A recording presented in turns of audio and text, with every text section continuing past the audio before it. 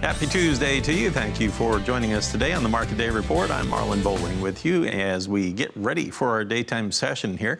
And we always like to welcome Rich Nelson to help us get things kicked off for each trading day. And Rich is with Allendale Incorporated in McHenry, Illinois. He joins us right now. Rich, little news item right off the news wire here as I was coming into the studio where we had one batch of overnight sales activity. It was corn. And a fairly sizable amount of corn, 256,096 metric tons of corn sold to unknown destinations, they call it. It was for the current marketing year of 2017 and 2018. Kind of unusual to see a highly specific number like that. A lot of times they round it off to the boatload, but anyway, thought that was interesting. Now it says unknown destinations. A lot of times when you see an odd number like that, it turns out to be maybe a Mexican sale because they can deliver by truck or rail or something. What do you think about that? Is this going to help the trade at all today or not?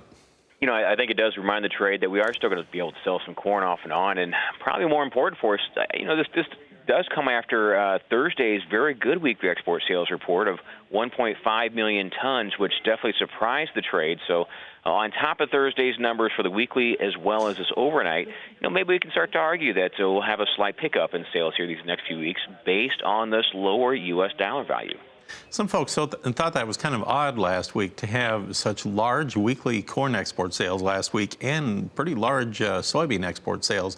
But yet on the overnight sales wires over that week before, we really hadn't heard of anything. That was kind of unusual that they racked up that big of a weekly number.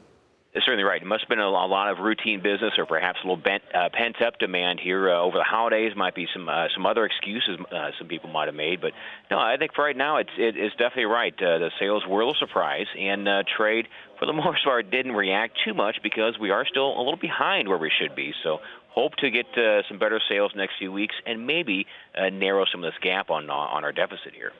Well, the big news items yesterday affecting the grain trade would have been the lack of rainfall in central Argentina and the lack of rainfall in the southern high plains when it relates to the wheat in the U.S. So the one affected the soybean trade, one affected the wheat trade. Soybeans a little higher overnight, about 3.5 higher on that March contract again.